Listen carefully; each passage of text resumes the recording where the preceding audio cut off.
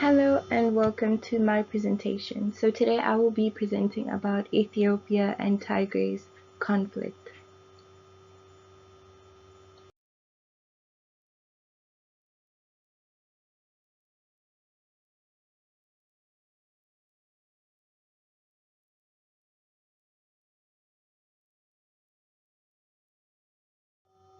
Right, so I will firstly begin with the introduction followed by background, demography, significance, concept of security, concept of conflict, link to cooperation, issue area, and conclusion. Alright, so in case you're wondering what the Ethiopian and Tigray flag look like, it is shown right beside the map. And in case you're wondering as to what the actual size is, like the country, like Ethiopia, it is shaded in pink, and right beside it there is Tigray. So the Tigray dispute has its origins in Ethiopian conflicts that date back centuries. The nation is divided into 10 regions and 2 cities, each with significant autonomy, including regional police and militia. Tigray also has a considerable number of federal troops due to a prior battle with neighboring Eritrea. Okay, so now over to the background. Since the year 1994, Ethiopia has had a federal system in effect with diverse ethnic groupings ruling over 10 districts. Remember that mighty Tigrayan party, the Tigray People's Liberation Front, was essential in the establishment of this system. He was the head of a four-party coalition that governed Ethiopia following the overthrow of a military regime in the year 1991. So during the collaboration, Ethiopia became more prosperous and stable despite ongoing worries about human rights and democracy. Also, after weeks of fighting in Ethiopia, Tigray's region, federal troops removed the regional government and declared victory. Yet thousands have died, hundreds of thousands are at risk of starvation, and the conflict that continued. Now, Addis Ababa has established an interim administration, but ousted Tigrayan politicians say they will fight back. Why did this happen? Now, the relations between Addis Ababa and Mekelle tanked after Prime Minister Abiy Ahmed took office in the year 2018, and Tigray's leaders lost federal power. Tensions spiked when Tigray defied central authority by holding regional elections in September, culminating when Tigrayan forces captured the National Military Command in the region, triggering federal intervention. Alright, so over to demography. Farmers make up of the vast bulk of the population of about 80%, accounting for 46% of the area's GDP. The largest population density is found in the highlands, particularly in eastern and central Tigray.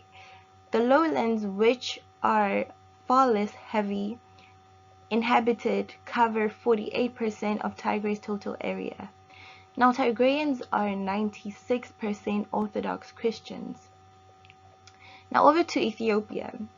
Ethiopia is home to various ethnicities, predominantly the Oromo at 34.4% of the country's population, and the Amhara, who account for 27% of the population. Other major ethnic groups include Somali with 6.2%, Tigray 6.1%, and so on.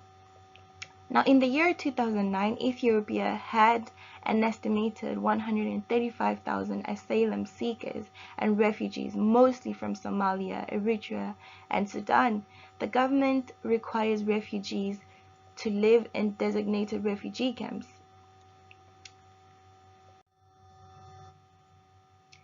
Okay, so now on to the significance.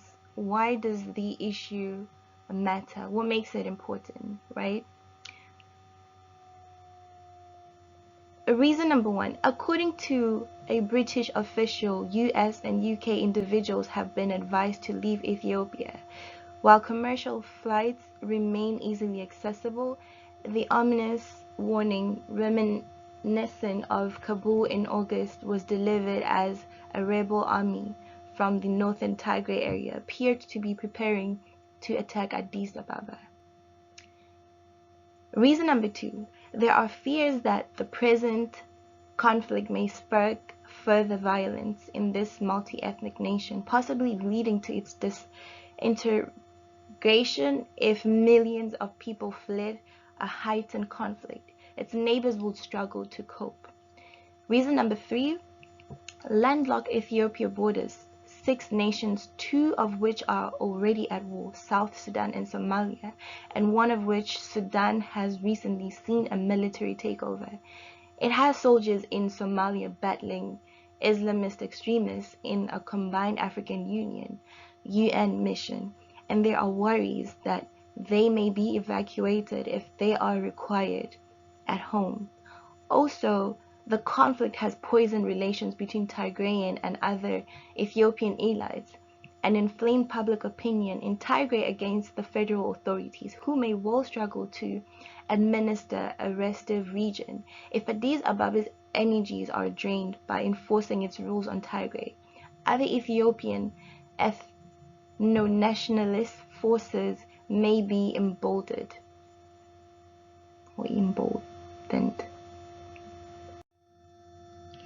What is the link with the security concept? So in the year 2021, Ethiopia's human rights and humanitarian situation deteriorated significantly, with citizens affected by a severe conflict in Tigray, security force abuses, assaults by armed groups, and fatal ethnic violence in the other regions.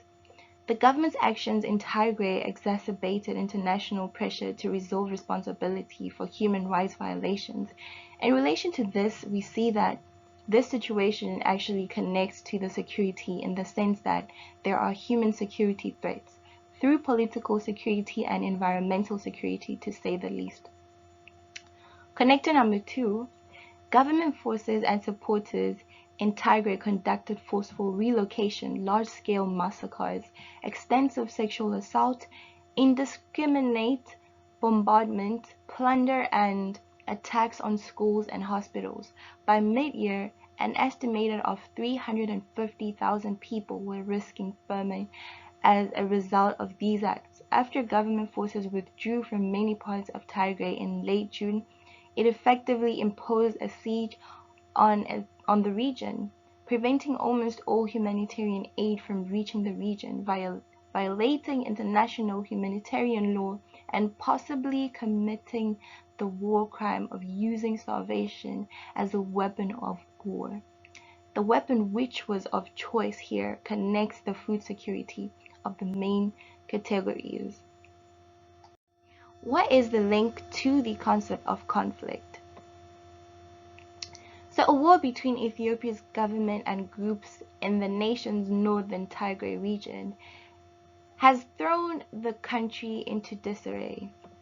Fighting has been raging in the Horn of Africa's most populous country since November 2020, resulting in thousands of deaths and 350,000 people living in starvation circumstances. Eritrean soldiers are also fighting for the Ethiopian government in Tigray.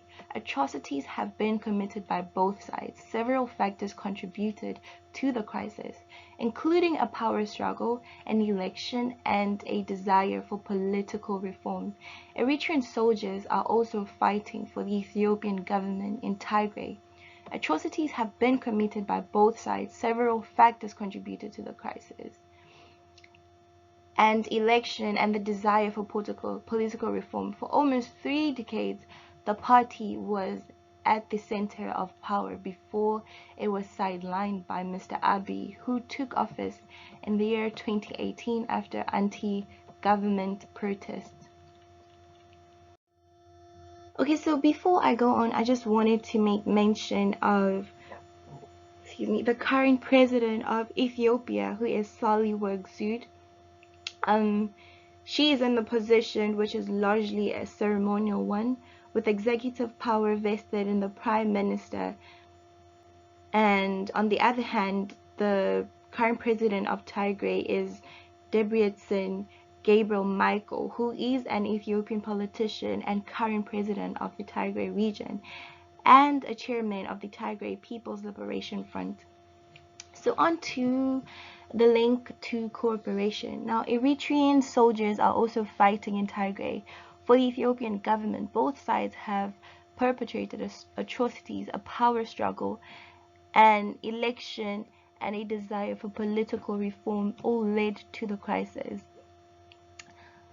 The UN and African Union, the APSA's role in dealing with internal conflicts was tested by the conflict in Ethiopia's Tigray area. The AU theme of 2020 was ironically "Silence the Guns" because Sudan and Eritrea are embroiled in this conflict. A new balance is evolving in the Horn of Africa. Right, on to identifying the issue area. So, Ethiopia has perpetrated a wide range of human rights crimes in its battle against Tigrayan rebel forces, including mass executions, sexual violence, and military targeting of civilians. The Law Palu complaint alleges that Ethiopian federal forces have committed widespread violations, including military targeting of civilians and civilian infrastructure, mass and extrajudicial killings, gender-based sexual violence, arbitrary arrest and detention, mass displacement of civilians, destruction of property, food, religious sites and cultural heritage, and ethnic cleansing. So according to Chonville, if the two sides cannot reach a compromise, this might become Africa's biggest conflict. He predicted that the crisis would spread to Eritrea, Somalia, as well as Sudan. Tigrayans are fighters. The international community must push both Addis Ababa and Tigray to participate in dialogue. Chonville said, adding that northern Ethiopia will never be at peace as long as the conflict continues. Right, so the purpose of this study and the solution: Tigrayans who vote for a new Tigray country should be prepared to leave the new proper Ethiopia or live there as foreign residents. The accumulated foreign debt over the last 3 decades should be audited, and money stolen, misappropriated, or misdirected in the name of Ethiopia should be measured and transferred as debt of the newly constituted Tigray. To gain support of Tigray's people, Addis Ababa should ensure that Eritrean and Amhara regional forces involved in the incursion depart. It should also promptly allow help to reach all Tigrayans in need. Finally, comprehensive conversation is required to address federal Tigray problems as well as border regional autonomy disputes. What can one take from this? Diversity. Internal conflicts and revolts in both nations, primarily prompted by ethnocratic administrations hesitant to extend rights to underprivileged populations, have had a devastating impact on Ethiopia. This can be problematic as it might lead to the existence of extremism in the country, which can be problematic if not handled as a proper intrastate issue. In this crisis, Obasanjo met with Ethiopian Prime Minister Abiy Ahmed and was granted permission to fly to Mekelle, the Tigrayan capital, to speak with the TPLF's leader, Debretsion Gabriel Michael. He is also said to have met with leaders from the Afar and Amhara regions. So far, Obasanjo has struck a cautious tone rather, but he has hinted that an initial peace proposal could emerge soon. Now, Chief Obasanjo is presently in Ethiopia as the AU envoy, trying to douse and de-escalate tensions between Ethiopian government and the Tigray rebels amid reports of TPL rebel forces rapidly advancing towards Addis Ababa. This is coming 1 year after a fight broke out between Ethiopian central government and the regional government in Tigray, which has killed thousands and displaced millions of people.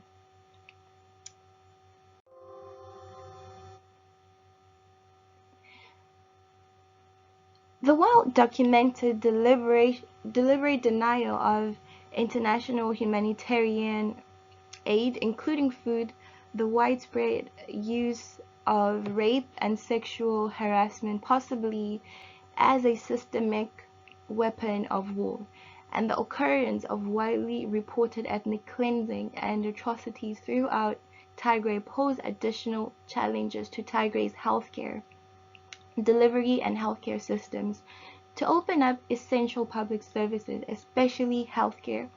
A cooperative international drive to end Tigray's collective punishment should be a primary priority. Testimony number 3. The current studies finding will help local and international players respond more effectively to humanitarian health emergencies that arise as a result of the long-running conflict. Individual health professionals and researchers working with children, women, and men, as well as the local, national, and international professional, medical, public health organizations should use their collective voices to lobby the Ethiopian and Eritrean governments for the enforcement of international humanitarian laws, bearing in mind the plight of Tigrayan civilians. Alright, moving on to keywords. National security. The safety of a nation against threats such as terrorism, war, or espionage. And then the next one is de-escalation of tension, which is a human behavior that is intended to prevent escalation of conflicts. It may also refer to approaches in conflict resolution.